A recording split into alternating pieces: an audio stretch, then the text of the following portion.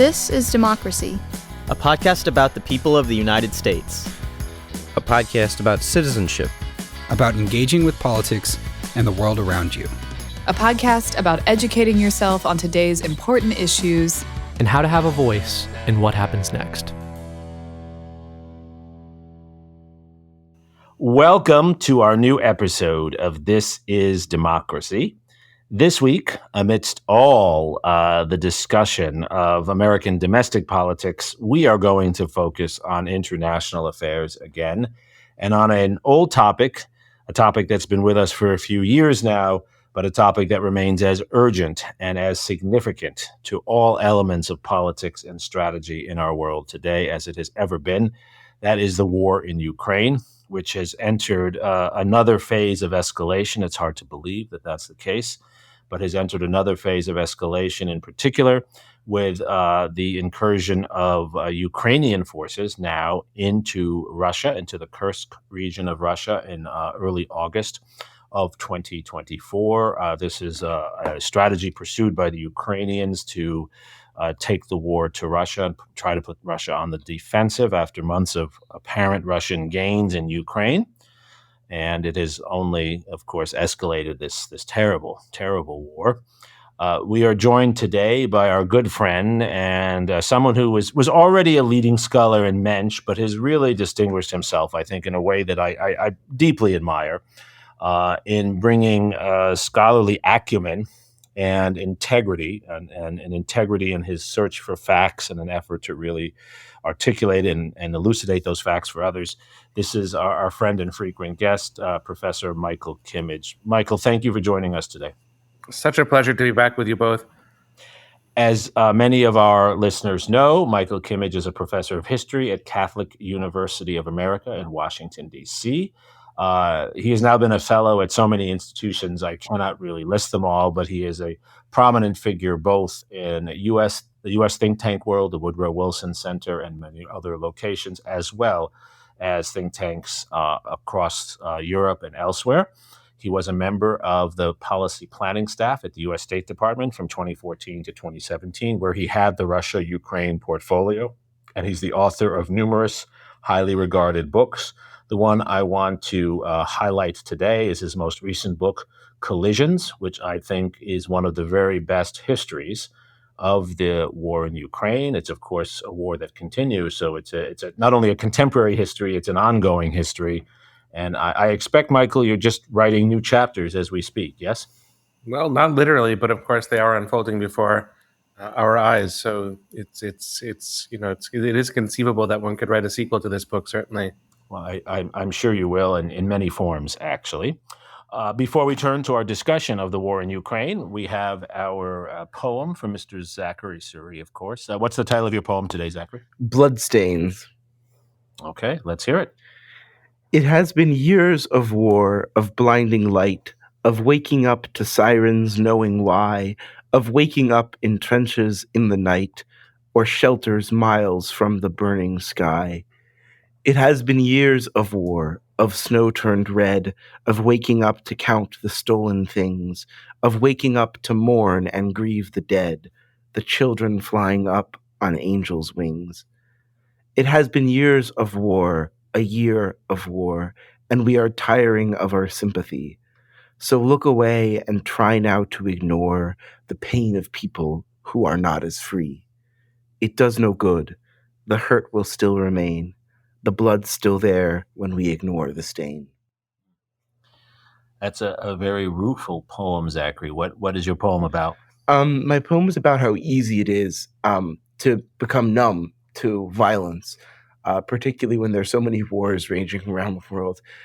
In particular, it's also about the pain and the devastation wrought by what has in Ukraine been, I think, more than a decade of conflict with Russia, and what that does to a society, but also what it says about us if we can't pay attention and acknowledge and speak to that. Michael, you've been so closely following and connected to this war from February of 2022, if not earlier, of course. Do you feel a certain numbness about this? I think it's a very important point, I think we might distinguish between two kinds of numbness. There's, in a way, the numbness of the experts, of whom I suppose I'm one, and a somewhat grotesque risk of reducing what is a war on human bodies, exactly as Zachary's poem outlines, of reducing that to battlefield strategies and sort of charts and graphs that are, of course, apropos of a war of attrition, but don't at all do justice to the reality of this war. And I think I do at times feel that, and I kind of sense that in my colleagues. But there's also the numbness of the general public, people lulled by the rhythms of daily life, who have the privilege of being far from the battlefield, or who just get distracted or taken up by lots of other issues. The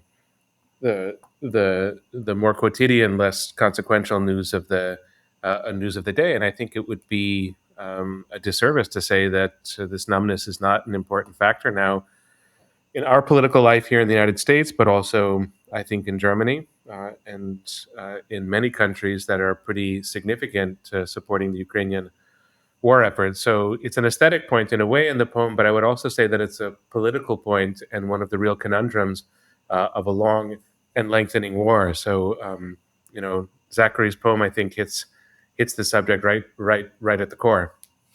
Are the Ukrainians, Michael, becoming numb to the war? Are they losing their morale? I mean, we were all struck, I think also stunned, after the initial Russian invasion with the degree of esprit de corps and commitment to defense by Ukrainians, some living in Ukraine, some living outside of Ukraine, who returned to Ukraine. Right? Russians fled Russia. Ukrainians returned to Ukraine to fight. Do you see a change in Ukrainian morale? I think that you can follow reporting about public opinion in Ukraine in the following way: that over the last 6 to 12 months, there's been a growing willingness. This has been documented by different journalists, not a exact science, but it's between anecdotal and surely factual in this case. But there's been a shift toward some desire in Ukrainian politics to put an end to the war. Zelensky has articulated this. We know that for the next peace conference, Ukraine organized one over the summer. At the next peace conference, Russia will be among the invitees. And what had been a bit taboo at the beginning of the war, sort of discussions of compromises or concessions made to end the war, that's less of a taboo now. And I think that that's happening from the bottom up in Ukrainian politics, Ukrainian life, but also happening to a degree on the elite level. And that's entirely, I think, to be expected 2.5 years into a war that is as brutal and as far-ranging as this one. But I suspect, to put this point in a somewhat broader context, that this is a footnote, this change, to the overall dynamic of the war, because Ukraine is demonstrating as much willingness to fight now as at the beginning of the war. And I know that we'll get to the Ukrainian move into Kursk Oblast, or the Kursk region of Russia. I know that we'll get into that in further detail in a moment, but it's very much what that offensive signifies. So even if the offensive fails militarily, and it may, even if it doesn't pay big strategic or political dividends for Ukraine, it is an extremely important demonstration that Ukraine is not going into some kind of passive crouch, and it's just not waiting for the days to tick by and for some kind of inevitable fatalistic end to come. Ukraine is still taking this war very much into its own hands and playing an active role. So I would want that to be identified as the major story, and that's a remarkable story given the price Ukrainians are paying for this conflict, and the war weariness, which is certainly real and no doubt growing and mounting. That the war weariness is there, but to me is still and significantly the secondary story. Do you think the reality of that war weariness helps explain the Ukrainian decision to invade parts of Russia, to invade Kursk Oblast? Is it a sort of effort to get a better negotiating position?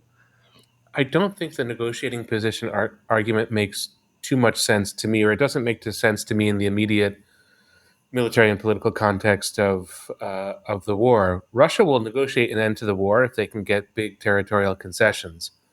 And I don't think that Ukraine is going to accept that deal. So, the premise that, if concessions equal, 1,000 square kilometers of territory, if Ukraine has a bit of Kursk, maybe it's 800 meters, 1,000 square meters or 800 square meters of square kilometers of territory. I don't think that really does much for Ukraine or makes a significant contribution to Ukrainian objectives at the present moment. So I don't see negotiating as such as part of this, although that could change and that could be part of the future picture of the war. I think it's much more exactly as you're asking about, Zachary, a demonstration and a demonstration of will, a demonstration of creativity, a demonstration of moving forward in a certain way. And Ukraine was beginning to resemble, before this incursion into Kursk, Ukraine was beginning to resemble a boxer who's just getting hit and hit and hit. And this boxer has incredible strength and has a lot of endurance, but you are starting to sense that if the fight goes for another 4 or 5 rounds, that at a certain point the boxer is going to start to stagger and fall. And this is a way of hitting back. And that, I think, is an immensely significant gesture. We could say it's only symbolic, but I think we would be, in a sense, unwise if we would say that symbolism isn't important to war and symbolism isn't important to sustaining morale. It's enormously significant in those areas. So I think it's a symbolic act, and I think it's actually correct as a symbolic act. But I don't think that there is, at the moment, a kind of logical scheme of negotiation.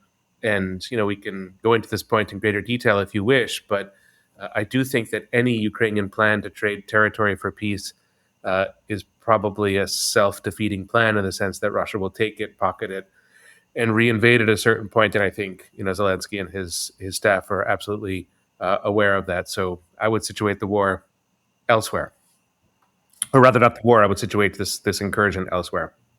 But before we get more into the significance of this incursion, particularly in its impact on Russia, I wanted to ask, what is the significance and the potential impact of Ukraine's, at least, strategic retreats on the battlefield in eastern Ukraine, to maybe put it politely, and that began before the incursion and seemed to have continued even as the incursion has advanced? How significant are those? How much of a threat does that pose to the Ukrainian war effort? Well, the threat resides, I think, in the momentum that Russia has, and that in and of itself is quite a dangerous circumstance. Russia has been on the offensive, on the advance, really for the last 6 to 8 months. And so the whole conversation that we had in the summer of 2023 about the Ukrainian counteroffensive, is this going to break open the war? Might Ukraine retake Crimea? All the kinds of thought balloons that went up in the spring of 2023, all of that is very much in the past and in the background now, as Russia is on the offensive. And so that's worrisome. And that's the way in which this gamble of Ukraine's could be counterproductive. But again, I think if you take a somewhat bigger step back and look at the larger picture, over the last year and a half, Russia has expended unbelievable amounts of materiel and manpower to take 2 small to medium-sized cities. This is Bakhmut, which I think was about 70,000 before the war in its population, and Avdiivka, which I think was about 30,000 before the war in its population. And these were sad losses for Ukraine. There's a lot of human devastation that comes with what Russia did in Bakhmut and Avdiivka. But these are very incremental gains for Russia. So I think if Ukraine has, in some respects, conceded, Pokrovsk or a few other places where there's fighting at the moment in the Donbass, for the sake of doing what they did in Kursk, they probably have assessed that these are really incremental gains for Russia. It's still pretty slow movement, very costly for Russia, and these are not big war-changing strategic developments. So it's painful. Each loss of, each inch of territory lost is painful for Ukraine, very much in human terms. But there's a larger strategic balance at work here. And it's clear that Kiev has assessed that, a bit of territory in the Donbass might mean less and might be worth less than a pretty big acquisition of territory in Russia proper, in Russia itself. It sounds, Michael, and this echoes your insights from prior discussions, it sounds like this is a classic war of attrition, where small pieces of territory move from one side to the other, but the main lines remain pretty static, and the killing continues with very much or very little to show for it, in fact. Does the Kursk incursion fit that model? Is it just one more blip in a larger war of attrition, or is there something more significant there? I mean, I think it's a bit more than a blip, certainly. And I think we've covered a bit of this ground already, that wars have a prominent psychological dimension, and Ukraine going on the offensive, doing something, really matters. So, even if in purely military terms, not much has changed by the incursion into Kursk, the psychological dynamic matters pretty substantially. There's another aspect to this, though, that I think makes it more than a blip. Two other aspects that make it more than a blip. I think what Ukraine has done is to really extend the line on the Russian side and increase Russia's headaches. In military terms, that there's now an allocation of resources problem in Russia that's a lot bigger than it was before Ukraine's incursion into Kursk. And I think what Russia has to reckon with is that there may be other such ventures on Ukraine's part, maybe into Belarus at a certain point, or maybe around Belgorod, where I think there's been a bit of activity in the last week or so, or maybe elsewhere on the line. So Russia, it's still, I think, smug and arrogant about all of this. That's very much apparent in the way that Russia was completely unprepared for this. But Russia's going to have to struggle to manage this line in new ways. And that, I think, is quite useful for Ukraine. And then finally, this is not going to topple Putin. And it might embitter Russians in some ways and make them more attached to the Russian war effort. That's, of course, possible. But it is really a black eye to Putin. He wasn't prepared. He didn't do a good job, or his government didn't do a good job taking care of Russian citizens. There was a kind of indifference shown to the plight of the over 100,000 Russians who were evacuated from the Kursk region. And of course, Putin has been doing something that, to my mind, has been really foolish over the last year. And that is Putin, every couple of months in different kinds of ceremonies, different kinds of settings, is declaring victory. Keeps saying it's around the corner. Ukraine's about to fold. The West is going to stop supporting Ukraine any day now. Victory is going to be ours. And Jeremi, you know better than anybody how this, really damaged the American war effort in Vietnam, the sort of overpromising, overstating successes on the ground. And Putin has really been guilty of that over the last year. So I think in this respect, Ukraine kind of hit Putin in the jugular. That sort of hubris, that sort of overconfidence, and, Putin commands Russian media. Nobody can stop him from saying what he wants to say. But I think they've chipped away at this edifice of success. So it's not the Tet Offensive. You can't put it in those terms. And Putin is not running for re-election as Lyndon Johnson was in the winter and spring of 1968. But it's not the Tet Offensive either. I mean, I think that it has a set of political consequences which may be felt months or even years away from now. That again render this activity, this action, far more than just a blip, or far more than just a modest readjustment of the line of contact. Right. And so back to your boxer metaphor, the Ukrainians have taken some punches on the chin, but this is a jab at the Russian solar plexus, which will sting and be painful for a long time.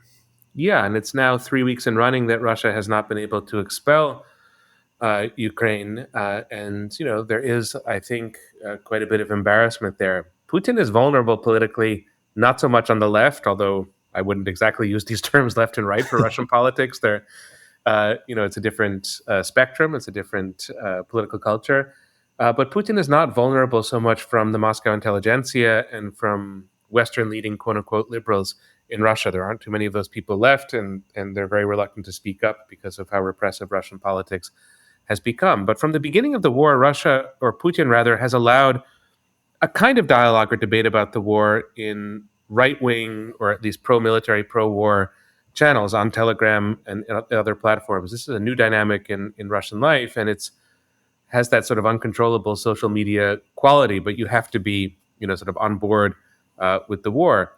And, Prigozhin last summer took advantage of this to sort of move at the Putin regime from the right. And I think here, too, Putin has made himself vulnerable for, Russian nationalists, for, Russians who are extremely enthusiastic about the Russian military and the great powers and might of Russia as a proto-imperium. This is really awkward. And so in that sense, too, I think Ukraine has made an intelligent, a kind of smart political calculation. He's hitting Putin really where it hurts. Michael, as I know you've seen and understand more deeply than I do, President Zelensky and other Ukrainian leaders have been arguing for a long time that the United States and other supporters of Ukraine should allow them to take the gloves off. That for too long, President Biden in particular has tried to support Ukraine, but also limit the way Ukraine uses the support it's receiving from the U.S. so as not to invade Russian territory, so as not to provoke a wider war. And there were, of course, months ago, concerns about Putin even using nuclear weapons, and we did not want that to happen. In a recent interview, Zelensky has said that this is really a sign that the success of the Kursk incursion, that Ukraine should be allowed to act more aggressively, perhaps, as you say, moving into Belarus at some time. Do you agree with that? I'm not sure I do. I think that Biden speaks for the American population probably on this point. And here I have Democrats and Republicans and independents in mind. I don't think that there is any pressure on Biden to go further. In fact, I think, if anything, the domestic political situation in the U.S. suggests that constraints and caution in this regard are probably a reflection of American public opinion. Now, I don't think foreign policy is something that has to be done purely in line with public opinion, but I do think that matters. If we look at the presidential election, and if we think of Harris as a kind of successor to Biden, which I'm sure she would be in Ukraine policy, she's not facing opponents who are trying to push her further or push the U.S. further into support of Ukraine. It's the opposite dynamic. And again, that's not essential for policymaking, but I think that is a factor. So I think that this move in military and sort of political terms is quite intelligent on Ukraine's part. But I do think that it carries certain costs, and there are certain problems built into it that are related to this question of escalation or sort of escalation management. And it's not so much that this war is going to pull the U.S. or Europe into World War III. I think that that's a gross misreading of this moment of the war or of the Ukrainian incursion, but it does complicate a few things. So Ukraine wishes to become a member of the European Union, and it wishes to become a member of NATO. I think Ukraine moving deeper into Russian territory makes all of that a lot more problematic. And it's not so much that it makes it problematic for Ukraine. You know, Ukraine is trying to win a war, totally understandably. But for countries that are considering a security guarantee to Ukraine, a sort of firm, ironclad Article 5 type commitment, that means one thing if Ukraine is defending its territory against a Russian attack. It means something very different if Ukraine is really deeply at war within Russia. So I think in that sense, Zelensky has probably imperiled Ukraine's prospects of joining the European Union or of joining NATO by doing this. And if Ukraine does more of this, it's going to get more complicated. So I think in that sense, too, for the U.S. and perhaps, sort of Germany, Western European partners, to be a little bit more on the fence and to be kind of cautious is probably prudent and wise. I know my position is probably a bit contradictory because I think it makes sense for Ukraine, but I wouldn't want this to become too overtly or too completely the Ukrainian recipe in the war. Perhaps pinprick strikes, moving here and there, creating uncertainties, creating anxieties in Moscow. That's valuable with these kinds of incursions, but an all-out, sort of big, large-scale Ukrainian presence on Russian territory, there are some downsides to that as well. So I wouldn't want to leave that out of the conversation. You mentioned the upcoming presidential election in the United States, and of course there are also upcoming elections in Germany as well. What do you think the stakes are in these two elections, in particular in the United States for Ukraine? How high are they? How disastrous would a Donald Trump victory in November 2024 be for Ukraine? I think there are sort of three possibilities with Trump, and the middle one is, I think, the most probable. It's going to make for a somewhat boring answer to your question, Zachary, but the sort of first and third possibilities are interesting to contemplate and quite terrifying to contemplate. So the first possibility is that Trump really minimizes support for Ukraine. There would be a tug of war with Congress. But choosing Vance as his running mate is a sign that Trump could move in this direction. And when it comes to Ukrainian air defenses, the U.S. plays an especially important role. But The U.S. is the leading provider of military assistance to Ukraine. It does things that the Europeans can't really replicate or can't replicate quickly. And so kind of as we saw in the spring and early summer, when the U.S. was not providing aid to Ukraine, at that time, not accidentally, Ukraine's military situation really deteriorated. So there's that. And I think the effect on Ukrainian morale could potentially be catastrophic. It seems like U.S. is pulling away. And I have no doubt that if the U.S. were to pull away in this sort of first scenario, that countries like Hungary and others in Europe, maybe Italy, which under Meloni is pro-Ukraine but not robustly pro-Ukraine, that these countries might start to break away as well and go in a more sort of Russia-friendly direction. In that case, Ukraine's prospects for outright losing the war become quite a bit greater. That's of course a very, very worrisome possibility for everybody involved. Second scenario, I think, is just that things kind of go on as before. And I find this the most probable of the three scenarios that I'll lay out for you, because this is kind of the story of 2016, 2020. Trump talks a big game, especially on the campaign trail, promises that things are going to be very different. He's often lazy and lacking initiative, or was often lazy and lacking initiative when he was in office. He doesn't want to be perceived as a loser. On the kind of practical efforts that Trump made vis-a-vis Russia, or really the Trump administration made vis-a-vis Russia, were actually pretty favorable to Ukraine from 2016 to 2020. So no grand bargain, 2 new countries that enter NATO, tokening a deeper commitment to European or transatlantic security, and the provision of lethal assistance by the Trump administration, which really helped Ukraine in the beginning weeks of the war. So that too, I think, is possible, that it could be a different tone of voice, but the policies might actually be pretty similar. In which case, Ukraine would have a bit of wind in its sails, even in a Trump administration. But the third scenario, which I think does not get enough attention in our journalism and public debate about the election and about the war, is that Trump could escalate, not because this is what he wants or not because this is what he promised, because he could get on social media and do something that gets him into an escalatory cycle. Or because, a little bit like in Syria, Trump signed off on a hit in Syria, a military hit by the U.S. that resulted in the deaths of 300 Russian soldiers or mercenaries. Nobody quite knows who these people were. But there, Trump was willing to escalate on the ground, and I think that that's not impossible in Ukraine. And maybe that would be good for Ukraine, but if done in a kind of erratic fashion, without consultation with allies, without really real strategic intent, that could be a really scary development as well. So doing less and doing more could both be scary. It's not that doing the same is the perfect recipe, but that's possible too. I don't think that in Germany the bottom is going to fall out, and I don't think that it's possible for the far left or the far right to form a coalition on the federal level in Germany in a way that would really change Ukraine policy. So there's going to be an election this fall. The far right looks like it's going to do really well in East Germany, but they don't have the power in these regions of Germany to change German foreign policy on the war. So I think Germany is going to stay more or less where it is. And of course, Germany is behind the curve. That's the problem with Germany. But it's not going to be upended Germany by elections, I think. So, Michael, as always, you've given us many dimensions to understanding this conflict, and that's, of course, what we need to begin to understand it.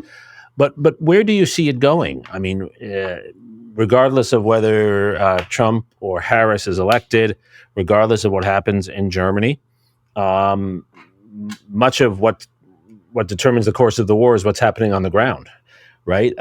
It's not the planners who make the war; it's the soldiers who make the war. Yeah. Where do you see it going in the next 3 to 6 months? What should we expect to see? I'm going to give you 2 possible outcomes, and the first is going to be on the pessimistic side, and the second, to which I'm more intellectually wedded, is going to be on the optimistic side. I really don't like how we've sort of collectively lost our optimism about this war. And there, I think, again, Jeremy's poem, right? Tiring of our sympathy is a phrase that he had in the poem, is a poem that should really make us think. I'm tiring not of our sympathy, I'm tiring of our pessimism about this war. So that's why I want to get the second scenario or sort of second possibility across with a certain amount of emphasis. The way in which the war could go very badly in the next 6 to 12 months, I think, is not so much a battlefield story. And I don't think it matters all that much how much territory Russia controls in the Donbass. Now Russia controls about 18% of Ukraine's territory. So even if it's 19 or 20%, that's not going to yield a big difference in the war.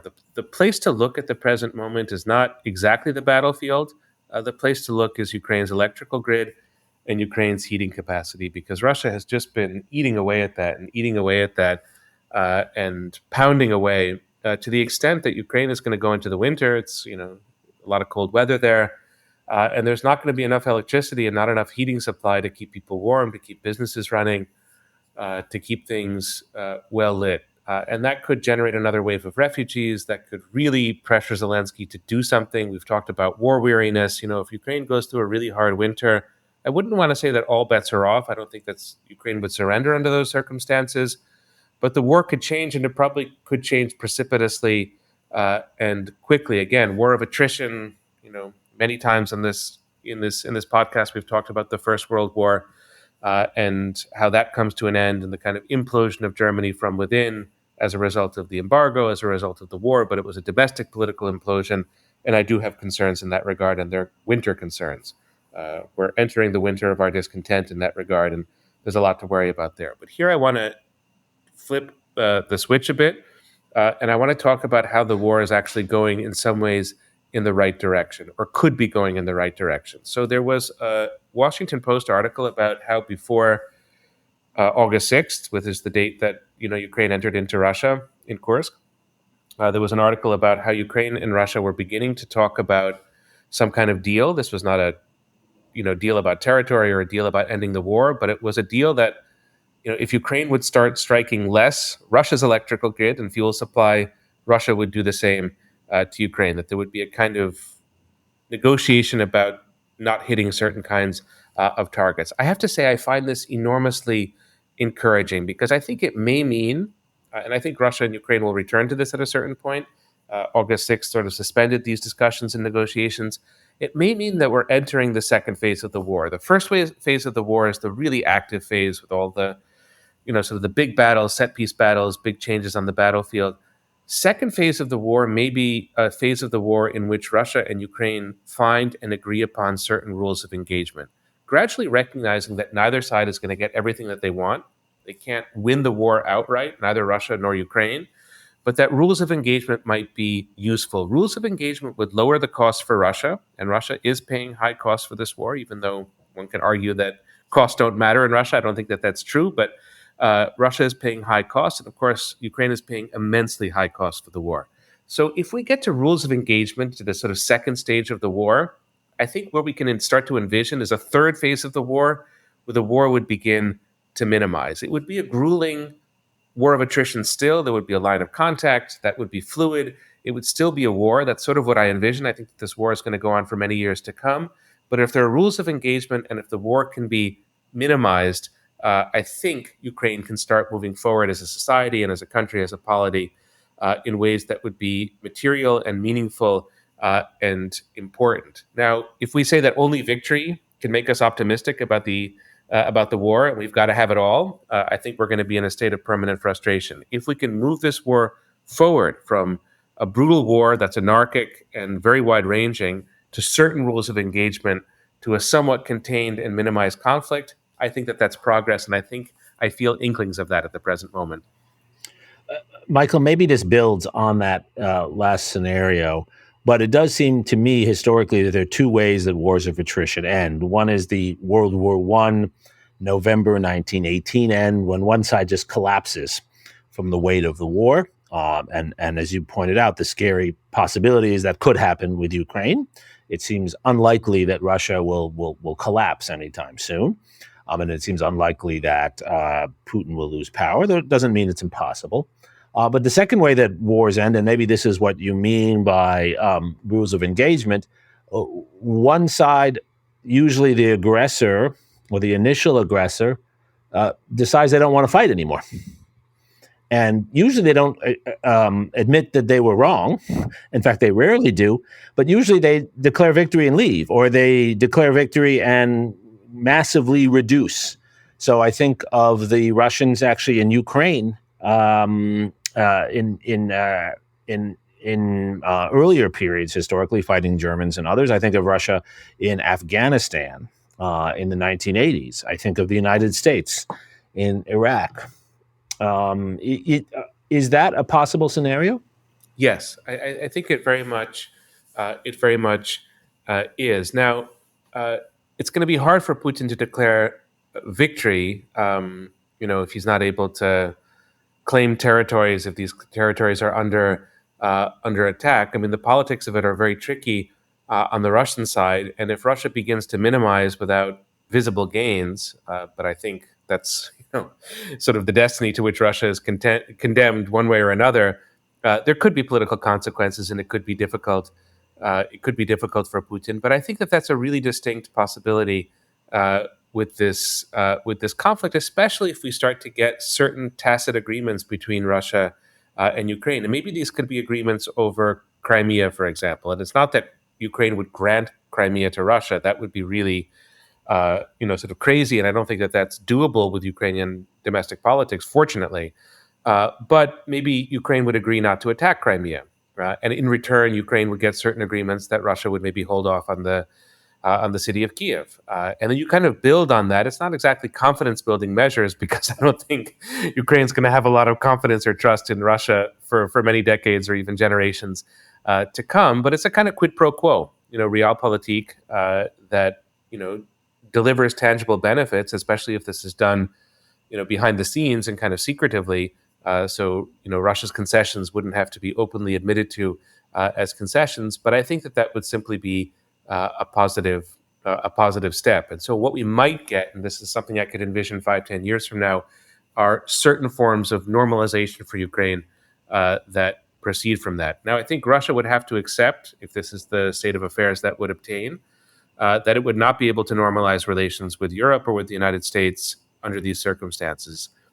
Our politics could change hugely, and we could completely change our position on Ukraine. Maybe that will happen with the election, and that might happen later. But absent that, I think what the U.S. and Europe is going to require of Russia for normalization is a withdrawal from Ukraine, war crimes tribunals, and reparations. And I don't think that that's what Russia is going to deliver. So even if Russia could minimize the war, which might be in Russia's interest, Russia will not be able to normalize relations with the West. So I think that that's sort of out of the picture for Russia, but still I can envision this moderation or minimization of the war.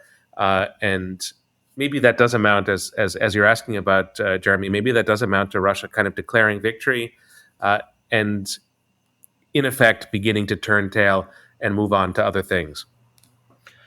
So that's very compelling, Michael, and that's the story of a long war of attrition, like most wars of attrition, and a long denouement, right? I guess the historical insight is that wars of attrition begin fast, but they take a long, long time to wind down, and they're obviously very costly, and as Zachary's poem points out, filled with bloodstains in all directions. Our final question, it's always the question we ask you at the end of our discussions, Michael. What should we do? In particular, what should the United States do? If you are, and I hope you will be, brought into discussions in December, January of 2024-25 during transition of one kind or another in the White House, what should the United States and what should American citizens be doing right now? Well, I've already staked what I suppose is a somewhat moderate or maybe cautious, perhaps excessively cautious position when it comes to changing the rules on the weapons that the U.S. provides to Ukraine, or on some of the constraints that are attached to the provision of those weapons. And I think that that's basically in the American interest. That's how I see it. And unfortunately, that might also contribute to a very long war, or take out the hypothetical possibility that if the U.S. were to allow its missiles to be employed deep in Russian territory, that we could get a quick end to the war. So I would like to think of dramatic new approaches that we could have to the war, but that to me is not one that really comes to mind. I think that after the election, and I don't think that this would happen under Trump, so it's only advice that could be given to a Harris administration. There's one thing that does change for the U.S. or that changes for the White House, and this is that in an election year, uh, the White House has to be really concerned about inflation. And the Biden administration, another aspect of the Biden administration's caution vis-a-vis this conflict has been a real reluctance to go after Russian gas and oil. There have been sanctions and the market has changed, and Europe has shut the door to Russian gas and oil, or parts of Europe have shut the door. But the U.S. has been pretty reluctant to put big sanctions on Russian gas and oil. That means that a lot of money continues to flow into Russia, from the sale of gas and oil. And I think that the Biden administration has been fearful that if it would really go after this, that it would drive up oil prices in global markets, and the result would be inflation back here in the U.S. Now, that's going to still be a situation after the election, but I think there's probably a year or two of freedom there where the U.S. could change some of its policies and maybe pursue a different kind of economic statecraft and start to squeeze Russia. There's a lot of inflation in Russia. I think there are a lot of economic vulnerabilities that Russia has, and this might be a really interesting move to make, but it could only be made after the election. Of course, a Harris administration would have to juggle the domestic concerns with the foreign policy concerns, but I think that that's something that's new that could be done. But the other piece of advice I would offer, in addition to maybe reconsidering economic statecraft with this war, is to have self-confidence in the policies that have already been put in place. And in a way, not to, I'm going to go back to Zachary's poem for a moment, not to tire of our sympathy for Ukraine. And I know that these points have been made a number of times in our conversations, but I do feel compelled to make them again. So if it's a Harris administration, the case for supporting Ukraine has to be made to the American public. I think Harris is a good communicator, and I think Waltz is a good communicator, and they need to get out there and sort of do the job. I don't think the Biden administration has been brilliant about communicating the need for sustained sympathy for Ukraine. So there's a domestic political part of this. We've talked about this many times before, but this is a good time in a transition, and with a new person in the White House, this is a good time to make the case. Is the Trump administration going to go out and make the case? Probably not. But if they feel the need to continue supporting Ukraine, which I think they would when they would come to office, then they might be forced to make the case. And certainly one could offer the advice that they do so. But the final point that I want to make, it's a nice note, I think, on which to conclude our conversation, is that we need to see our actions in helping Ukraine over the last 2.5 years. We need to see them as part of a continuum and a trajectory of success, not as a quick march to victory. I wish we could do that. I wish we had that with the war. We don't, and we won't for quite a long time to come. But there is a continuum and trajectory of success. Ukraine holds on to 82% of its territory after 2 years of a huge and brutal war. Ukraine is building up its defense industrial capacity. Europe is building up its defense industrial capacity in ways that are really going to matter in 2025. And the U.S. is building up certain aspects of its defense industrial capacity that are going to be useful for Ukraine, artillery shells and other things. Let's put this into a continuum of policy success, that there's a lot that we've achieved and accomplished over the last 2.5 years. And if we stick with it, and we have the patience and we have the self-confidence to stick with it over the long haul, that we're going to make big headway and we're going to make real progress with this war. Now, that's an aspirational outcome. It's an aspirational way of looking at the war. We need to have, criticism and an honest conversation about all of the difficulties. But I think that aspirational piece is still pretty important. Let's remember what's been achieved. Let's, identify that as clearly as possible. Let's build on it, and let's have the self-confidence that if we stick with it, we'll achieve even more with this war, and that the death and devastation, which is the heart and soul of the war, of course, is not something that disillusions us, but something that keeps us on target and on board with the larger and ultimate goals that we have with this conflict. Zachary, Michael's given us, as always, a very realistic and pragmatic way forward with, I think it's fair to say, moderate expectations, realistic hopes, and an underlying call for patience and continued commitment. Is that compelling? Is that enough for especially younger voters who seem to be more engaged, more enthusiastic about elements of the Harris campaign now. Will this perspective keep people engaged on the issue of Ukraine? Maybe. I do think that candidates, and particularly Democrats who are in favor of continued support to Ukraine, as I think all of them are, need to be better at articulating this point that it has been a success for the United States, not just in a sort of moral sense that our values are being defended, but also that we're physically defending ourselves, our allies, and that we're making very, very strategic gains. I think that's critical. And I don't think that young people necessarily feel that right now. I think particularly for understandable reasons, particularly with with the war between Israel and Hamas right now, a lot of attention among young people on American foreign policy is going to a different part of the world. And I think we need leaders who can articulate real solutions to both conflicts, but we can't forget about Ukraine in that mix. Michael, just a quick follow-up on that before we close. What should we do? I want to add one quick point there because it's difficult, but it's also important. One of the great success stories of this war is the success in deterring Russia from any kind of incursion or attack on NATO territory. Now, we might say that Russia never had the intention. It's not deterrence, it's just Russian lack of will or Russian lack of capacity, but I'm just not sure. There's a lot that we don't know about this war. There's a lot that we don't know about Russian ambitions and Russian planning. And in a way, NATO has been, as it was for the duration of the Cold War, it's just been superb at doing what it was designed to do, which initially was to deter the Soviet Union. And now, of course, it's there to deter Russia. And it's been extraordinary at that.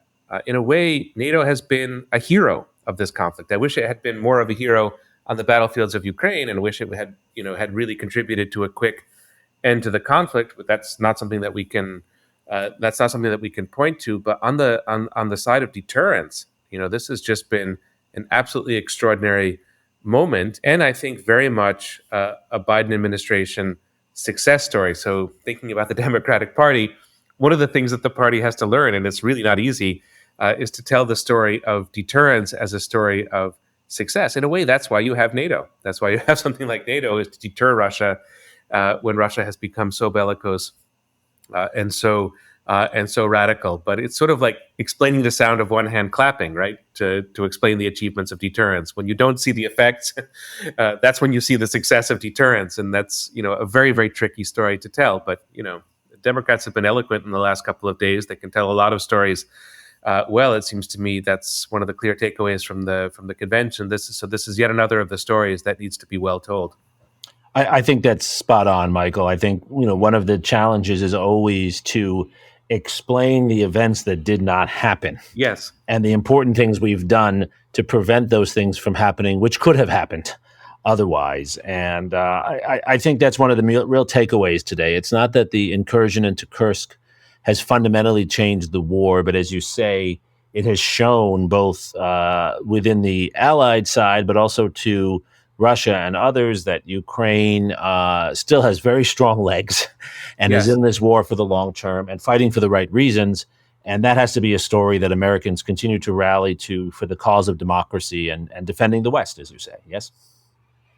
Yeah, that's, I think, perfectly said. Michael, as always, you bring, I think, a real integrity and thoughtfulness to everything you say on this issue, and you've really helped me and our listeners understand this difficult war and its long, complicated duration today and in your many prior discussions with us and, of course, in your many writings. Thank you, Michael, for joining us today. Well, this war has brought very little that you could describe as good, but it is a source of, pride and happiness that we've had so many of these kinds of conversations over the past 2.5 years. And they're always spurred by Zachary's wonderful poems and by the great questions that the two of you always ask. I think that's right, Zachary. Thank you, as always, for your insightful and thoughtful poem on Bloodstains this time. And thank you most of all to our loyal listeners and loyal readers of our Substack for joining us for every day on the Substack and joining us every week for our discussion. And it is a real joy, even though this is a difficult topic, to be able to discuss these issues with leading figures and to share that wisdom with a larger audience that cares. Thank you for joining us for this week of This Is Democracy.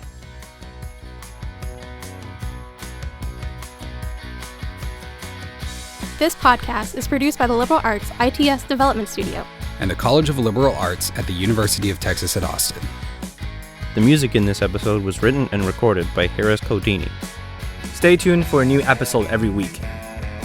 You can find This Is Democracy on Apple Podcasts, Spotify, and Stitcher. See you next time.